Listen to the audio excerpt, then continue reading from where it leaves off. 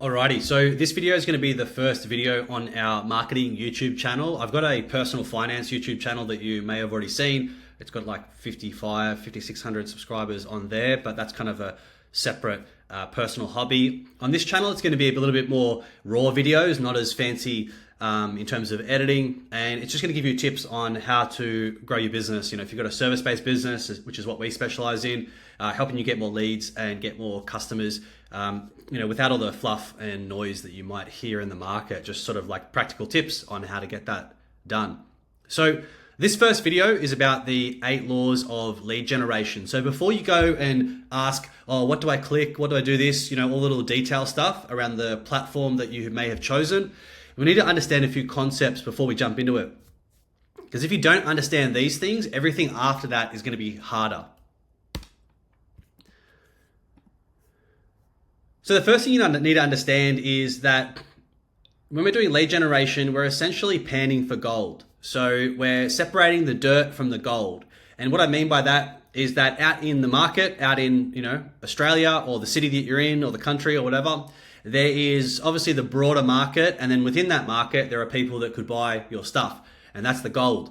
So we want to sort of separate. Lead generation is a process for us to separate the gold from everybody else that's not relevant to us.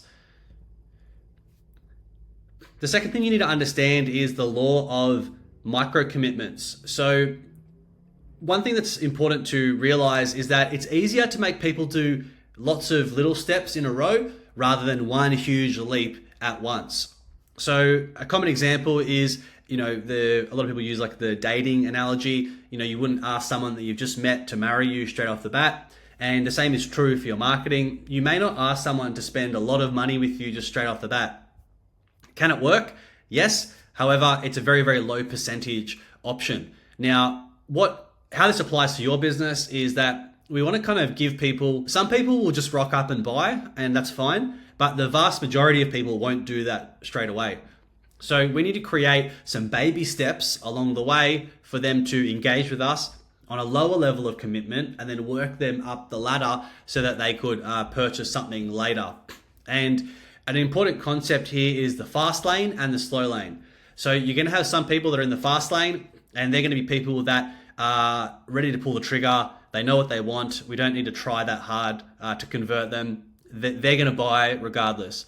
But for everybody else, the majority, we need to give them some interim steps so that we can kind of sort of prove our worth to them and show them some small amounts of value and educate them, hopefully, so that when they progress through your sales funnel. So this could be stuff like, you know, they get the free level of content, and then after that, we might have like a PDF guide or a video training or a case study or whatever it is that we're offering them to show them client outcomes and results. And then after that, we can do a sales call with them. And that's sort of a simple version, but that is sort of an example of using micro commitments rather than just be like, buy our stuff, which, you know, usually won't work straight off the bat. And one note on this is we usually want to test how many commitments we want to have, because it might be a 3-step process, it could be an 8-step process, but usually it's definitely not going to be a 1-step process. So we need to find out what's the sweet spot that's not too complicated, but also gives us, you know, we're optimizing for maximum volume of great customers. Number 3 is the offer is everything. So one example that I like to use is if I did a Facebook ad and it went to a landing page and it was offering a free Lamborghini, and all you have to do is fill in a form, what do you think the conversion rate on that page would be? It would be extraordinarily high, assuming that they didn't think it was bullshit.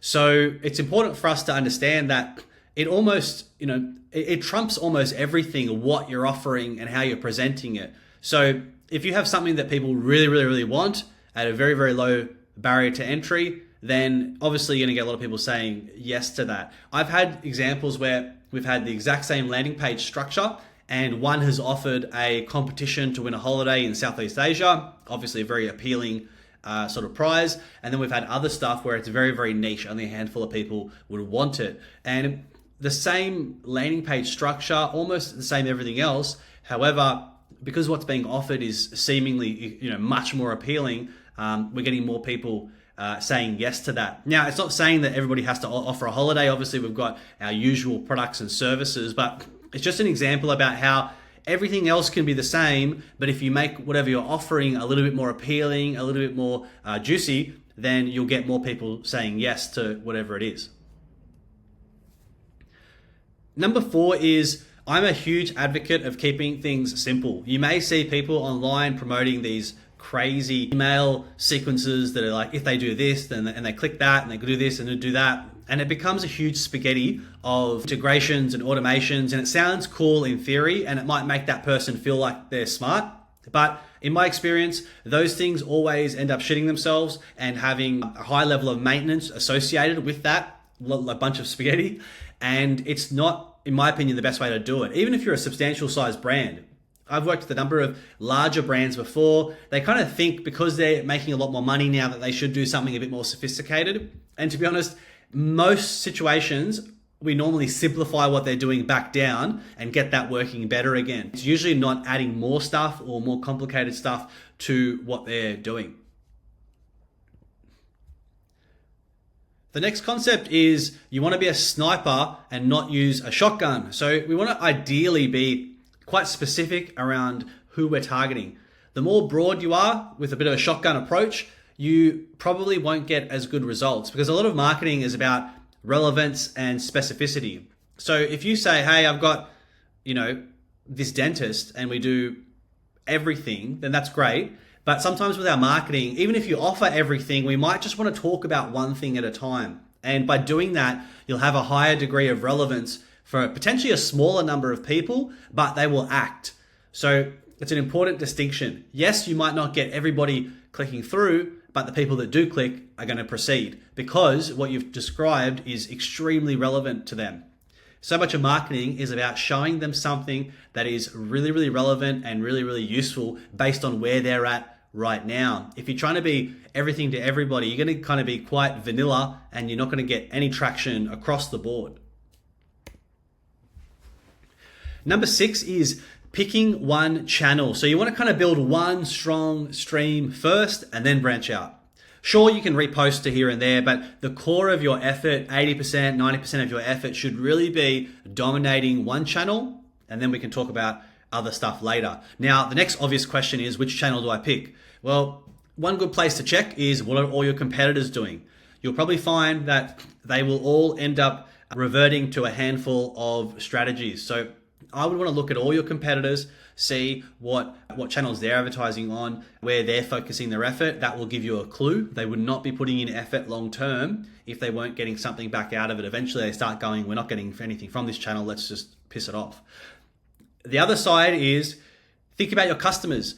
We want to reverse engineer our marketing strategy based on how customers search for a product like yours. So if you know that your customers come through Instagram typically, or they use Instagram to find out about providers, they see Instagram ads, they use Google to find services. Obviously you've got word of mouth. You might notice that they're on Facebook, they may be on TikTok, they could be more so professional services, maybe a bit more LinkedIn. Whatever it's going to be, we want our marketing strategy to mirror the ways that they are choosing to find a service like yours.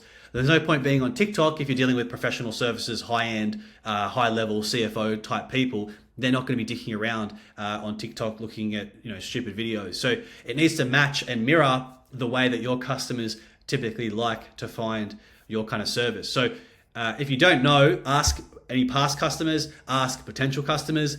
What platforms are you spending the majority of your time on? And of course, we can also just test. You can test a few different ones, and then whichever one seems to have the most potential, of course, we can dive in further. Number 7, if you follow my Instagram, you would have heard me mention this regularly. It's using overwhelming evidence. So very important that we show proof that we can get the outcome that we are offering for our service. So whether you're a plumber, whether you're a lawyer, whether you're you're in construction, it doesn't matter. We need to show the end product. What is, you can post content till you're blue in the face, but we need to show that leads to something. So say you do educational videos about building custom homes, that's great and that helps. And then we want to show the actual house itself. So that, because using just educational content is, in my opinion, not good. I want to do educational plus show the results of that education to show that it's not just, I'm not just teaching tips, we're applying it in the real world and getting great outcomes for the customer. And you could be one of those customers as well. So never be a tight, I'm a relatively frugal person. And one of my advice to a lot of customers is do not be a tight ass with documenting through case studies, testimonials, Google reviews. Do not hesitate in getting lots of large amounts of evidence. It will never be a bad idea, whether it's this year or 100 years from now, it will always be a good idea. People want to see proof that it works. So show them heavy amounts of proof so that it removes their doubt. All your marketing is about building trust in a systematic way so they feel comfortable picking up the phone and you getting that phone call. And number 8 is be in the market year round. You don't know when people want to buy. In January, they might not be interested and that your service is not on their radar. By June, it might be the most important thing that they're thinking about. So you don't know when that's going to be. So our policy is every single month we are in the market and visible. A lot of people do marketing on a as needed basis. I haven't got customers, I do marketing. I've got lots of customers, I don't do marketing. That is a retarded way to approach things, and it's going to cause up and down. Marketing causes up and down results. Your marketing should be disconnected from how much money you're making right now. You should be marketing throughout the whole year, whether you're having good months, bad months, it does not matter. The marketing train, the marketing juggernaut rolls on regardless of what else is happening in the business. Even if you don't have staff to deliver the service, we can start increasing our prices, getting more profit. We can turn down dickhead customers. We can do all these things that make our business a million times better. So I would always rather market, even if I don't want the customers or need them or could even service them, because I can start being a lot more picky, have a lot more profit coming in, and also have the confidence to hire, knowing that I've got that pent up demand, which is just waiting to be delivered. So that's sort of my thoughts around that.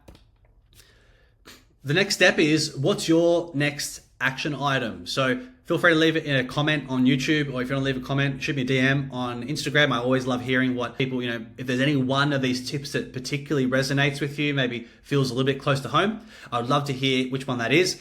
And if you would like any more help, shoot me a DM on Instagram, Grow AU on Insta. And hope you found that useful. And of course, subscribe. I'm going to start doing regular videos on this specific marketing channel. So if you like this, there's a whole lot more coming.